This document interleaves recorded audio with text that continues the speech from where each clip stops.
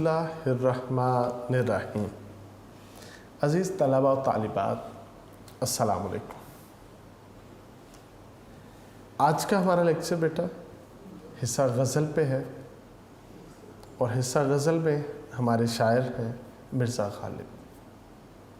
مرزا غالب اپنے عہد کا بہت بڑا شاعر،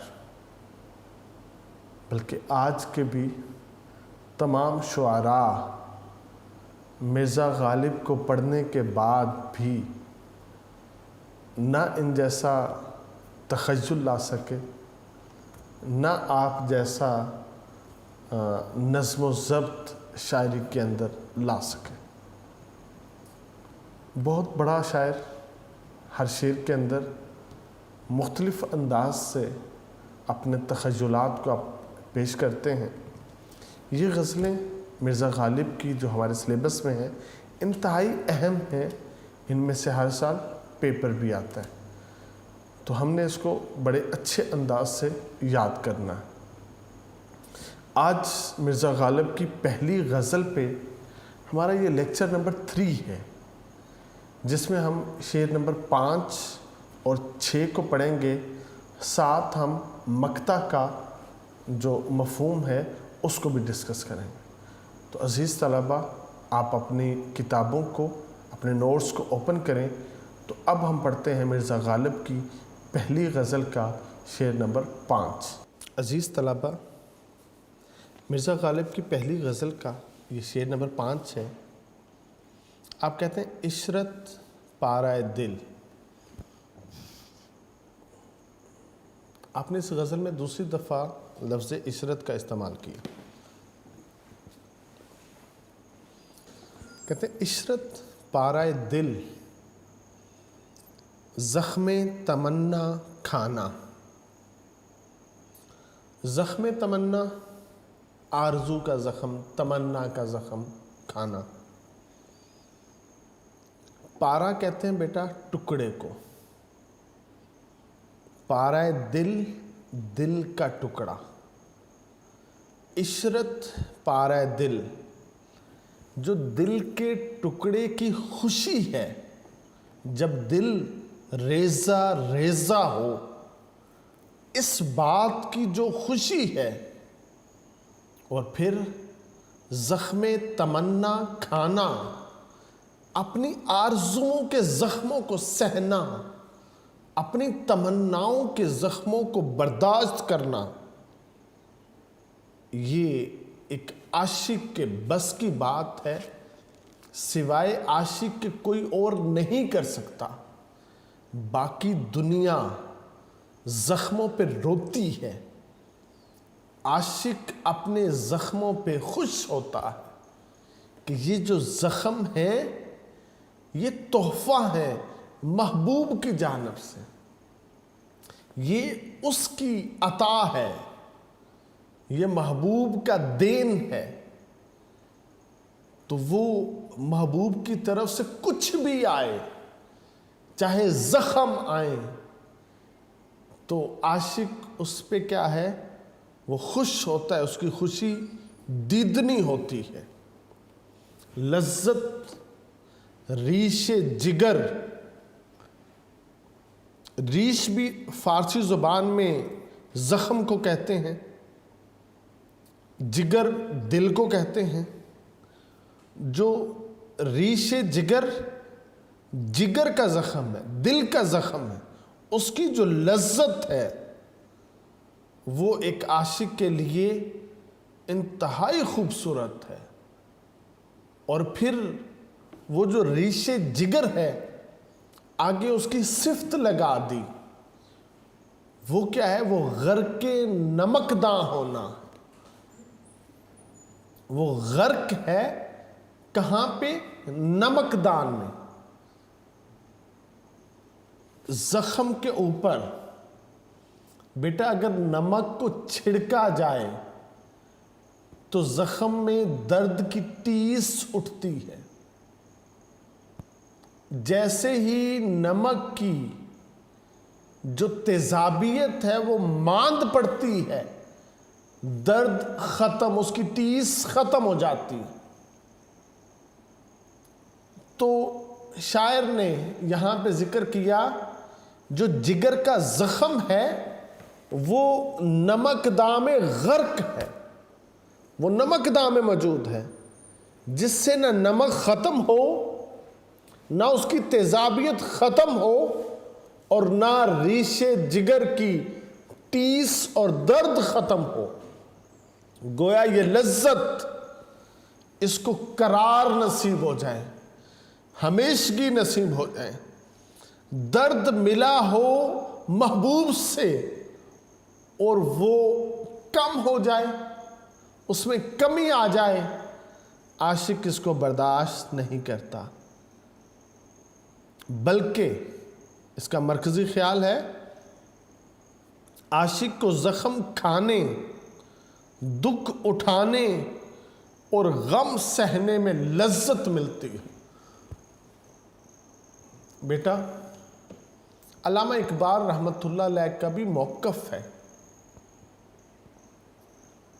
اگر تم میں محبت ہے، عشق ہے، تو زمانے کی کوئی رکاوٹ تمہارے سامنے کھڑی نہیں ہو سکتی، تم ہر دریا، ہر پہاڑ عبور کر کے اپنی منزل پہ پہنچ جاتے۔ عشق کے اندر اتنی طاقت ہے۔ عام شخص محبت سے خالی ہو، وہ تو ہر کام کرنے سے پہلے بہانے بناتا ہے، چاہے جائے کہ وہ اس کام کو پایہ تکمیل تک پہنچائے، وہ خود اس کے راستے میں رکاوٹیں کھڑی کرتا ہے۔ تو اس لیے عام شخص کا جہان اور ہے، عاشق کا جہان اور ہے، عام شخص کا انداز زندگی اور ہے، عاشق کا انداز زندگی اور ہے۔ تو بیٹا شاعر یہاں پہ کہتا ہے دل کے ہر ٹکڑے کو زخم تمنا کھانے سے خوشی ہوتی ہے۔ عاشق چاہتا ہے آرزو پوری نہ ہو، بلکہ وہ زخم کی لذت کا جو حصول ہے اس کے لیے وہ نمک داں میں ڈوب جائے اور بے تحاشا وہ اس کی درد، اس کی ٹیس کو وہ برداشت کرتا رہے۔ تو بیٹا انسان جو ہے یہ فطری طور پر خوش رہنا چاہتا ہے، یہ کبھی دکھ برداشت نہیں کرنا چاہتا، لیکن یہ ایسا خواب ہے جو شرمندہ تعبیر نہیں ہوتا۔ انسان کی زندگی بہرحال دکھ اور سکھ دونوں کے ملاپ سے مکمل ہوتی ہے، بلکہ یہ دونوں لازم و ملزوم ہیں۔ میں کہتا ہوں یہ جو دکھ ہیں ان کی بھٹی میں جو جھلسے گا وہ کندن بنے گا، وہ خالص ہوگا۔ زندگی آسانیوں کی درسگاہ سے اپنے تکمیل تک نہیں پہنچتی، بلکہ یہ مشکلات سہ کے اپنی کمال کو پہنچتی ہے۔ ایسے ہی ہمارے پاس بے شمار لوگ ہیں جن کی ابتدائی زندگی محنت مشقت کے ساتھ عبارت ہے، وہ اپنی جوانی نوجوانی میں ایک کامیاب ترین انسان بننے کی طرف آگے بڑھتے چلے۔ جو شخص مشکل کو برداشت نہیں کرتا، مشکلات کو سہنے کا عادی نہیں ہوتا، جو شخص اپنے دکھوں اور اپنے غموں پہ اپنا ضبط کا بندھن نہیں باندھ سکتا، وہ کبھی بھی آگے ترقی کی طرف نہیں بڑھ سکتا، کیونکہ رنج سے خوگر ہوا انسان تو مٹ جاتا ہے رنج سے خوگر ہوا انسان تو مٹ جاتا ہے رنج، مشکلیں مجھ پر پڑی اتنی کہ آسان ہو گئیں.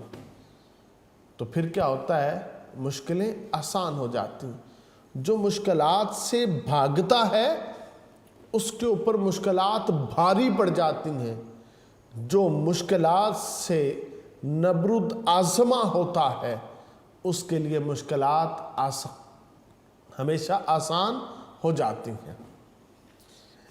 اسی طرح ایک ایسا شخص جو کسی ہستی سے، اپنے وطن سے، اپنے نظریے سے عشق رکھتا ہو، اس کے جذبے سے سرشار ہو، وہ اس مقام پہ پہنچتا ہے جہاں کوئی دکھ اس کے لیے دکھ نہیں ہوتا، کوئی سکھ اس کے لیے سکھ نہیں ہوتا، کوئی زخم اس کے لیے زخم نہیں ہوتا.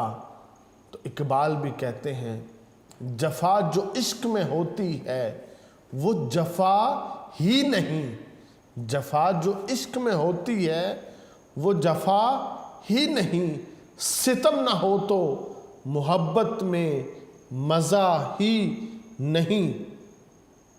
تو عزیز طلبہ، یہاں پہ ہمیں جو چیز مرزا غالب نے وہ بتائی ہے وہ مشکلات سے بھاگنا نہیں ہے بلکہ اس کے ساتھ مقابلہ کرنا ہے تاکہ مشکلات کیا ہیں یہ آسان ہو جائیں. جب مشکلات جو ہیں ان سے ہم مقابلہ کریں گے، ایک ایک مشکل کو ہم اس طرح سے مغلوب کرتے چلے جائیں گے تو پھر منزل پہ پہنچنا ہمارے لیے بہت آسان ہو جائے گا. کیونکہ جسے عشق کا تیر کاری لگے، جسے عشق کا تیر کاری لگے، زور سے لگے، اسے زندگی کیوں نہ بھاری لگے. تو پھر بیٹا کیفیت جو ہے وہ یہ ہو جاتی ہے. تو عزیز طلبہ، یہاں پہ جو مرزا غالب نے ہمیں سمجھایا ہے کہ آپ اپنے زخموں کو کم نہ کرو، آپ اپنے دکھوں کو کم نہ کرو بلکہ ان کو بڑھاؤ. کیونکہ جب زخم نمکداں میں غرق ہوگا نا، پھر تمہارے سارے حواس مل کے کیا کریں گے؟ تگودو کریں گے، کوشش کریں گے. تم اپنے سارے کام چھوڑ کے صرف اس مشکل، اس دکھ، اس غم کا مقابلہ کرو گے. اس کے لیے جسم اور روح کے ساتھ تم تیار ہو کے جاؤ گے تو اس سے کیا ہوگا؟ جیت تمہاری ہوگی. عزتیں ہمیشہ تم ہی سمیٹو گے اور جب تم کو یہ عزتیں نصیب ہوں گی تو پھر کیا ہوگا؟ تم شاداں ہو جاؤ گے، تم مسرور ہو جاؤ گے. تو عزیز طلبہ، یہ جو ہمارا جسم ہے یہ محض ایک گوشت کا لوتھڑا ہے. ایسے ہی جو ہمارا دل ہے یہ بھی تو ایک گوشت کا لوتھڑا ہے. یہ انسان کے سینے میں بھی دھڑکتا ہے، یہ حیوان کے سینے میں بھی دھڑکتا ہے. عاشق چاہتا ہے کہ اس کا دل بھی دھڑکے مگر کسی کی یاد میں دھڑکے، جس کی وجہ سے وہ حیوانوں سے نہیں انسانوں میں بھی ممتاز ہو جائے. یہی وہ دھڑکنا ہے جسے دل کی زندگی، دل کی تابندگی سے تعبیر کیا جاتا ہے. دوسری طرف میدان محبت میں محبوب کی نگاہیں جگر کو بھی زخمی کرتی ہیں کہ وہ دلوں کے فیصلے نگاہوں سے کرتا ہے. یہ نگاہ محبوب کی شوخیاں ہیں جن سے دل و جگر زخمی ہوتے رہتے ہیں. کیونکہ دلبری جو نام ہے وہ محبوب کے نگاہوں سے جو تیر نکلتے ہیں اور جو اس کے دل کو، اس کے جگر کو زخمی کرتے ہیں، یہ اس کو سہتے ہیں. اور عام لوگ کہتے ہیں ان کا زخم جلد ٹھیک ہو.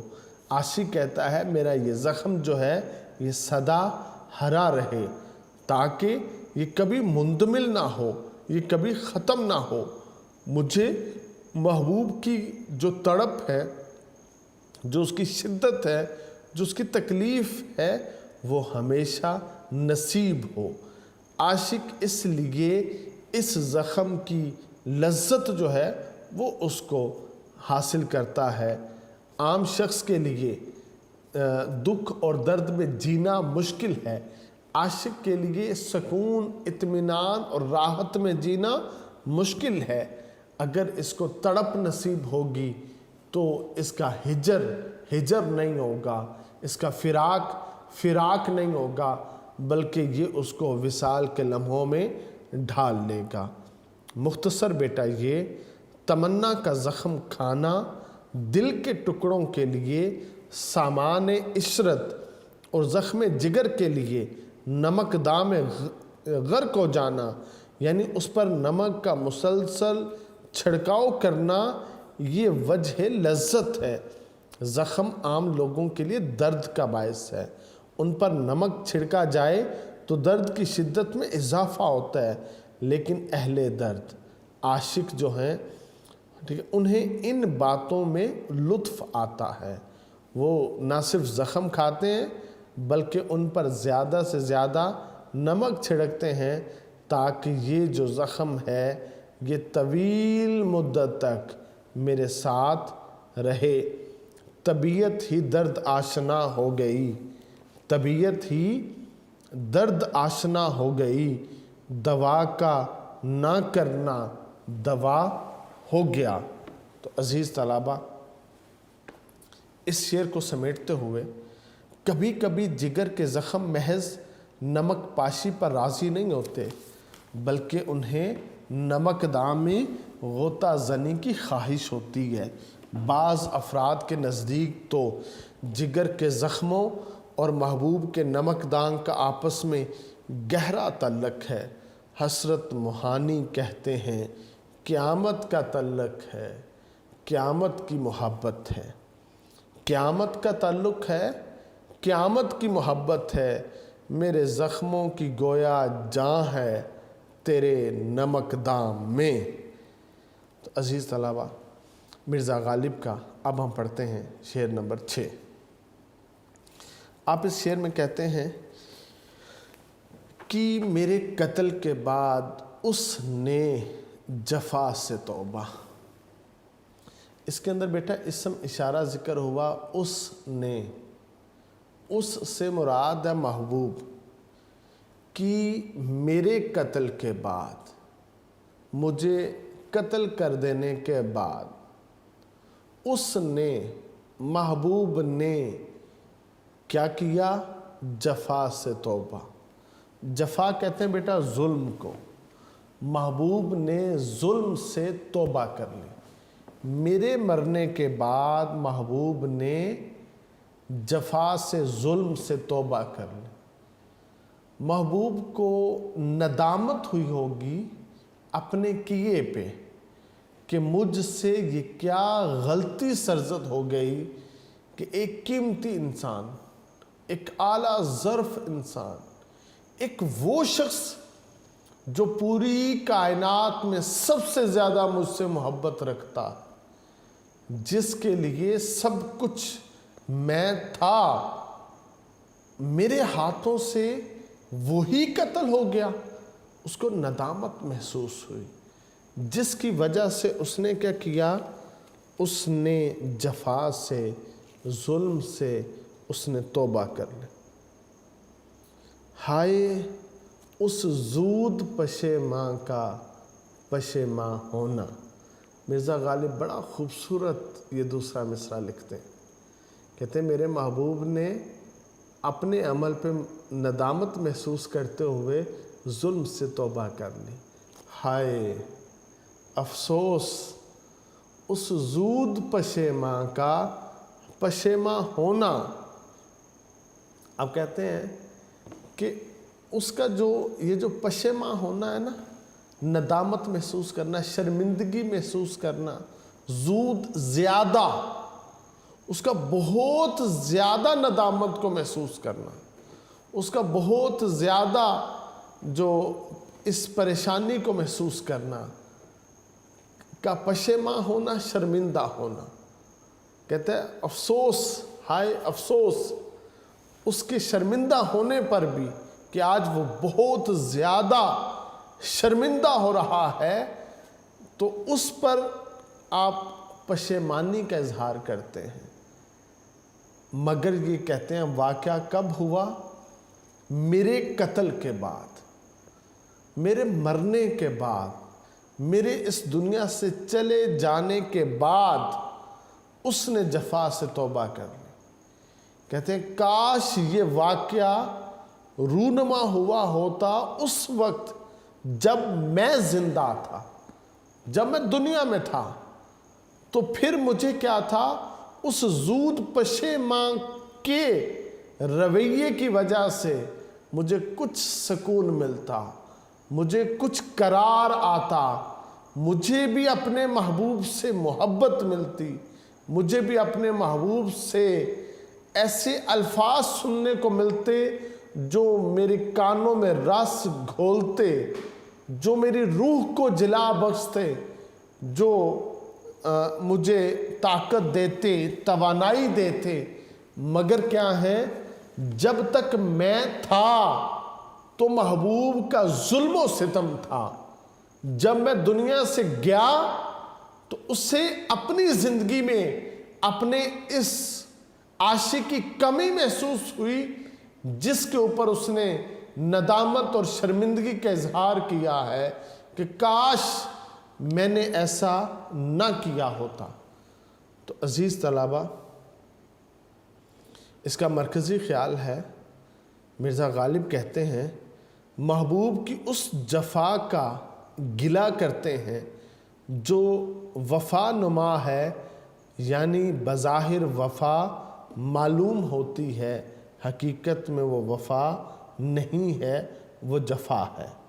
کہتے ہیں محبوب نے مجھے قتل کرنے کے بعد ظلم و ستم سے توبہ کر لی کہ آئندہ میں کسی کو قتل نہیں کروں گا، میں آئندہ کسی پہ ظلم و ستم نہیں کروں گا۔ تو عزیز طلبہ، ہمارے اردو ادب میں یہ محبوب کی فطرت میں شامل ہے کہ وہ اپنے عاشق پہ ظلم کرتا ہے، ستم کرتا ہے۔ عاشق جو ہے اس کی بھی فطرت ہے، وہ محبوب کے تمام ظلم و ستم ہنس کے جھیل لیتا ہے، یہ اس کے اوپر جو ہے نا وہ مسکرا رہا ہوتا ہے۔ اگر عاشق کو سولی پہ چڑھا دیا جائے اور محبوب کے ہاتھ میں تلوار ہو تو عاشق اس وقت بھی مسکراتا ہے، بلکہ وہ چاہتا ہے کہ جو تلوار اس کو قتل کرنے کے لیے محبوب نے پکڑی ہے یہ اس کا بوسہ لے لے کہ اس کو محبوب کی نسبت حاصل ہے۔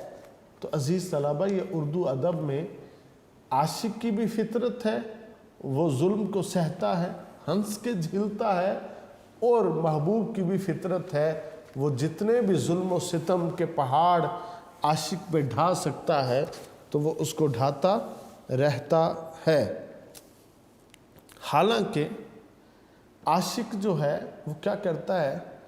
جب اسے ملاقات محبوب نصیب ہوتی ہے تو وہ ہجر کے لمحات اپنے محبوب کو سناتا ہے، وہ اپنے فراق کے جو گزرے ہوئے پل ہیں وہ اپنے محبوب کو سناتا ہے، صرف اس نیت، اس غرض سے سناتا ہے کہ محبوب کا دل پسیج جائے، نرم پڑ جائے، یہ جو ظلم کرتا ہے، ستم کرتا ہے، اس سے باز آ جائے، یہ کوئی محبت کی نگاہ مجھ پہ ڈال دے، اس کی زبان سے کوئی محبت کے جو الفاظ ہیں وہ مجھے سننے کو مل جائیں۔ مگر کیا ہے؟ یہ بڑا مشہور و معروف شعر ہے، اثر اس کو ذرا نہیں ہوتا، رنج راحت فضا نہیں ہوتا، کہ محبوب پہ یہ اثر ہی نہیں ہوتا، کہ یہ جو رنج ہیں یہ کبھی بھی راحت فضا نہیں ہوتے، یہ کبھی بھی مزہ نہیں دیتے، یہ لطف نہیں دیتے، بلکہ یہ کیا ہیں؟ تکلیفوں میں اور اضافہ کرتے رہتے ہیں۔ تو آج مرزا غالب کہتے ہیں کہ ہمارے محبوب نے ظلم و ستم سے کیا ہے توبہ کر لی، وہ اپنے اس عمل پر نادم ہے، اس کا یہ رویہ ہے تو قابل تحسین، اچھا ہے کہ اس نے یہ اچھا رویہ اپنایا ہے کہ آج کے بعد ظلم نہیں کرے گا، لیکن ہمارے لیے بے فائدہ ہے، ہم تو قتل ہو چکے ہیں، ہم تو مر چکے ہیں۔ آتش نے بھی کہا تھا قتل کر کے مجھے تلوار کو توڑ ڈالا اس نے، قتل کر کے مجھے تلوار کو توڑ ڈالا اس نے، خون ناحق سے پشیماں نہ ہوا تھا سو ہوا، میرے قتل سے وہ پشیماں نہیں ہوا۔ اس نے تو کہا ہے کہ آئندہ میں کوئی قتل نہیں کروں گا، آئندہ میں کوئی ظلم و ستم نہیں کروں گا۔ تو اس زود پشیماں کا پشیماں ہونا، کاش اس نے یہ کام پہلے کر لیا ہوتا تو مجھے بھی کیا ہے زندگی جو ہے وہ آسانی سے کچھ آخری لمحات میسر آ جاتے ہیں۔ عزیز طلبہ، کسی بھی فرد کی، اس کے فیصلے کی، اس کے رویے کی اہمیت ہے، مگر اس کا انحصار اس زمانے والے پر ہے، اس وقت میں جو لوگ موجود ہیں ان پر ہے۔ جب انسان اس دنیا سے رخصت ہو جاتا ہے اور اس کے بعد اگر کوئی شخص اپنے فیصلوں پر سوچ بچار کر کے ان میں کوئی تغیر لاتا ہے، ان میں کوئی تبدیلی کر لیتا ہے، تو اب کیا ہے، جن پہ اس نے ظلم کیا تھا، جن کو اس نے قتل کیا تھا، جس کی وجہ سے وہ پشیماں ہو کر اس نے توبہ طائب کر لی ہے، مگر ان لوگوں کو اس کا کوئی فائدہ نہیں ہوگا کیونکہ وہ اس دنیا سے رخصت ہو چکے ہیں، جا چکے ہیں۔ تو بیٹا شعر کا یہ جو پہلو ہے جس میں یہ دکھائی دے رہا ہے کہ محبوب زود پشیماں ہے، یعنی محبوب جو نا وہ نرم دل ہے۔ اب یہاں پہ ہم ایک مفروضہ قائم کریں گے تاکہ بات کی سمجھ آ جائے۔ اس نے کیا کیا ہے کہ غصے میں آ کر عاشق کو قتل تو کر دیا، جب عاشق کا خون بہتا دیکھا اسے رحم آ گیا، اس کا غصہ جو تھا وہ اب ایک خوف میں، ایک ڈر میں مبتلا ہونے لگ پڑا تھا، جس کی وجہ سے وہ پشیماں ہے۔ صرف پشیماں نہیں ہے، ایک ترکیب استعمال کی ہے کہ زود پشیماں ہے، وہ بہت زیادہ ڈرا ہوا، بہت زیادہ خوف میں ہے، بہت زیادہ شرمندہ ہے۔ اب جو اس نے کام کیا ہے، اس کے بدلے میں جو وہاں پہ واقعہ سرزد ہوا ہے، اور اس کو دیکھ کر اس پر رحم آیا ہے، مگر اب رحم آنے کا کیا فائدہ؟ اور یہ بات غور طلب ہے، محبوب بنیادی طور پر ظالم ہے، قتل کرنا محبوب کا مشغلہ ہے، اس مشغلے کے ہاتھوں کئی عاشق قتل ہو چکے ہیں، مگر قتل عاشق کے بعد اگر یہ مشغلہ جاری رہتا تو باری تھی رقیبوں کی، چونکہ محبوب محبوب کے دل میں رقیبوں کے لیے پہلے ہی نرم گوشہ ہے۔ آج اس نے جو توبہ کی ہے کہ میں آج کے بعد قتل نہیں کروں گا، میں ظلم اور جفا کی راہ نہیں اپناؤں گا، تو اس کا فائدہ صرف رقیبوں کو ہے۔ عاشق تو دنیا سے رخصت ہو چکا ہے، اب عاشق یہ بھی نہیں چاہتا کہ محبوب نرم رویے سے رقیبوں کی طرف دیکھے، مگر اس توبہ کا فائدہ تو رقیبوں کو ہوگا۔ اب رقیب کو محبوب کے محبت بھرے الفاظ ملیں گے، اب محبوب کا نرم رویہ انہیں ملے گا، محبت والی آوازیں، الفاظ ان کو ملیں گی۔ تو کیا ہے، اب اگلا معاملہ رقیبوں کا ہے کہ وہ دنیا میں اپنے محبوب سے محبت بھری باتیں سن کے اپنی دنیا کو وہ جنت بنا لیں گے، گل و گلزار بنا لیں گے۔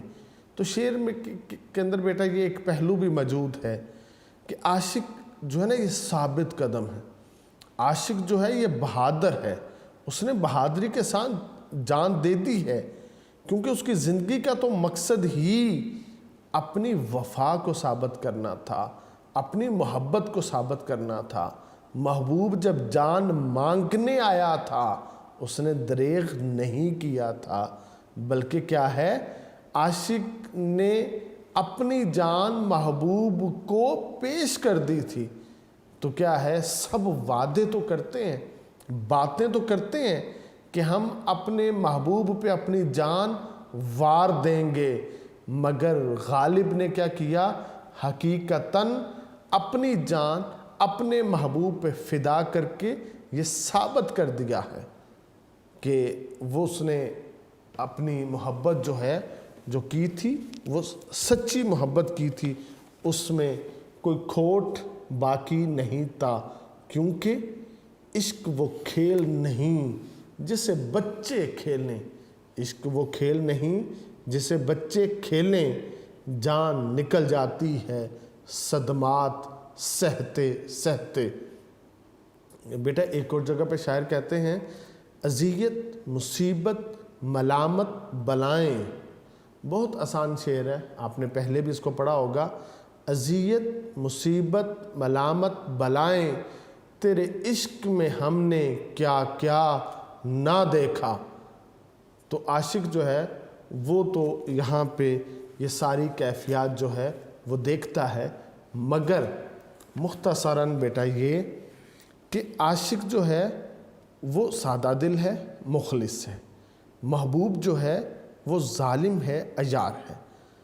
عاشق محبوب کی محبت میں جان سے گزر گیا، محبوب کو اس کے قتل کا افسوس اس لیے نہیں ہوا کہ وہ بے گناہ مارا گیا، بلکہ اس کی پشیمانی میں بھی اس کی کوئی عیاری چھپی ہے کہ اب وہ بچ گئے جنہیں رقیب کہتے ہیں اور ان کو بچانا تھا۔ قتل عاشق کا مقصد تھا کہ عاشق ہی کا وجود ایک کانٹا تھا جسے نکال دیا گیا۔ غالب نے زود پشیماں کی خوبصورت ترکیب اردو شعر و ادب کو عطا کی ہے۔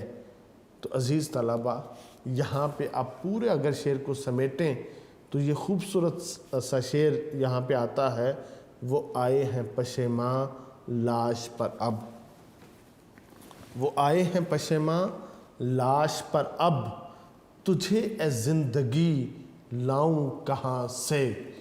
اگرچہ آج محبوب پشیماں ہو کر لاش پہ آ چکا ہے، مگر کیا ہے، وہ اس دنیا سے رخصت ہو چکا ہے، یہ واپس نہیں آ سکتی۔ داغ دہلوی نے بھی کہا تھا، نہ جانا کہ دنیا سے جاتا ہے کوئی، نہ جانا کہ دنیا سے جاتا ہے کوئی، بہت دیر کی مہرباں آتے آتے۔ جس کے انتظار میں عاشق اس دنیا سے رخصت ہو گیا، اس نے آنے میں بہت زیادہ دیر کر دی۔ عزیز طلبہ، اب یہ مرزا غالب کا پہلی غزل کا آخری شعر ہے، 7واں، اور جس شعر کے اندر شاعر نے اپنا نام ذکر کیا ہو، اپنا تخلص ذکر کیا ہوا ہو، ہم اس کو مقطع کہتے ہیں، اور ہمارے پیپر پیٹرن میں ہے جو مقطع کا شعر ہے یہ پیپر میں نہیں آتا، اس وجہ سے ہم اس شعر کو یاد نہیں کرتے۔ اس کی تشریحات بھی ہم اتنی زیادہ طویل نہیں کرتے، کیونکہ یہ مقطع کا شعر ہے، اس کے اندر شاعر نے اپنی غزل کو سمیٹا ہوتا ہے، اس وجہ سے صرف ہم اس کا ذکر کریں گے تاکہ ہم اس غزل کو، ان موضوعات کو یہاں پہ سمیٹ سکیں۔ مرزا غالب کہتے ہیں، حیف افسوس اس چارہ گرے کپڑے کی قسمت غالب۔ حیف افسوس، وہ جو چار گرا کپڑا ہے نا، اس کی قسمت پہ مرزا غالب افسوس کرتے ہیں۔ جو گرا ہے ایک بالشت کو کہتے ہیں، یہ جو ہمارا ایک ہاتھ ہے یہ ایک بالشت ہوتا ہے، اس کو ایک گرا کہتے ہیں۔ آپ افسوس کہتے ہیں اس चार गिरा कपड़े, जो चार बालिश्त के मुताबिक कपड़ा है, उसकी किस्मत पे आप अफसोस का इजहार करते हैं। वो कौन सा कपड़ा है जो चार गिरा है? कहते हैं जिसकी किस्मत में हो आशिक का गिरेबां होना। कहते हैं वो जो चार गिरा कपड़ा है ना, जो आशिक का गिरेबान बन चुका है, उसकी किस्मत में था कि उस कपड़े ने आशिक का गिरेबान बनना है, आप उस पर अफसोस का इजहार करते हैं। आपको ना उसके ऊपर तरस आ रहा है। क्यों? इसलिए कि गिरेबाने आशिक की बदनसीबी इस शेर के अंदर वाज़े है। वो क्या? जब आशिक पर इश्क मोहब्बत गालिब आता है, इसका जिस्म हेच मगलूब होता है, तो सबसे पहला दस्त आशिक का अपने गिरेबान पे पड़ता है और ये अपने गिरेबान को तार तार करता है और दिखाई देता है कि मैंने लिबास से इश्क पहन लिया है।